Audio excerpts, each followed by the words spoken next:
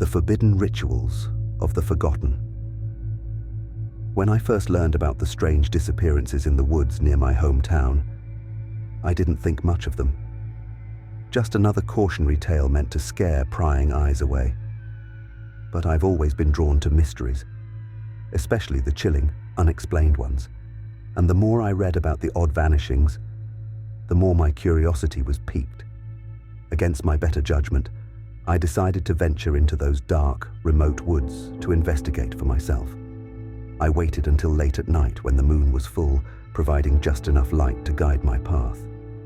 As I delved deeper into the forest, I couldn't shake the feeling that unfriendly eyes were watching me. Lured by the thrill, I pushed onwards, determined to uncover the truth. I stumbled upon the remains of an old stone temple blanketed in moss and vines. My heart quickened. Could this place be linked to the disappearances somehow? Moving closer, I scraped away the plant growth and uncovered strange symbols carved into the weathered rock. They seemed ancient yet gave off an energy that made my spine tingle. Pressing onward, I discovered a concealed opening in the crumbling temple walls. The darkness down below was thick and primordial. I flickered on my flashlight and carefully descended the stone steps into the shadows. Reaching the bottom, I found myself in a large chamber with high arched ceilings. Moonlight streamed in through cracks and cast an eerie glow about the place. Suddenly, my light caught a grotesque stone idol in the center of the chamber. It was some sort of creature with empty, soulless eyes that seemed to follow me as I approached.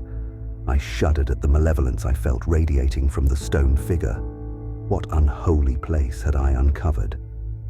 As I turned to leave, faint whispers seemed to echo from the idol, beckoning me to come closer. Against my fears, I slowly stepped forward until I could reach out and touch its grooved surface. That's when the whispers grew louder, gnawing at the edges of my mind, commanding me to stay. I tried to flee, but my limbs would not obey. The whispers rose to a deafening crescendo, drowning out my cries for help. A swirling black vortex appeared and enveloped me in its dark folds. Alien thoughts and visions flooded my mind. Horrible truths man was not meant to know. I screamed, but no one could hear me in that damned abyss. When I awoke, I was still in the chamber, lying before the idol. Had it all been a twisted nightmare? I stood and noticed my flashlight was missing. In its place lay strange ceremonial robes and an ancient leather-bound book. Hands trembling, I opened its yellowed pages. There were disturbing illustrations of arcane rituals with instructions in a language I did not recognize.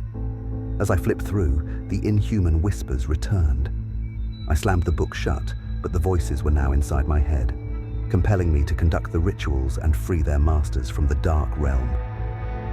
In my gut, I knew performing such rites would unleash evil onto our world, but I was no longer in control.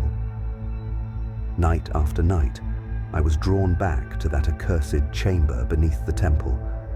Cloaked in robes, I conducted the rituals described in the book, reciting the otherworldly chants as if in a trance. With each ritual, the idol seemed to grow stronger, feeding on my life essence. On the 7th night, as I chanted the final incantation, a piercing sound rang out from the stone figure, shaking the foundations of the temple. I fell to my knees, clutching my head in agony as the chamber filled with ominous black smoke. From within emerged hideous, amorphous shapes that I scarcely could fathom without going mad. The creatures surrounded me, pleased with their new vessel.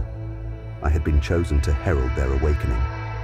As they melded into my body, I let out one final tortured scream before I was silenced, my humanity devoured. I had become a hollow vessel, a slave to ancient powers beyond comprehension.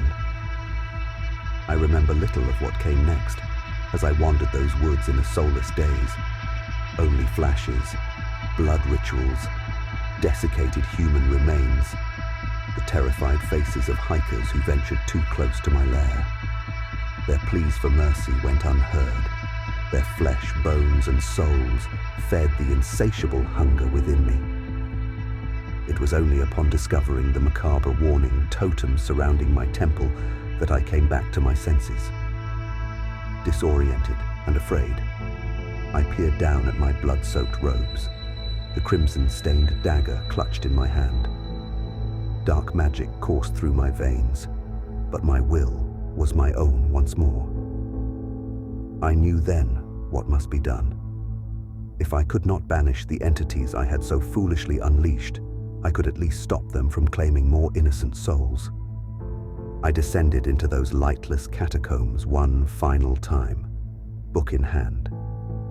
There I conducted one last forbidden ritual to seal the gate between realms and destroy the conduits binding me to the elder horror that I will destroy from the inside out.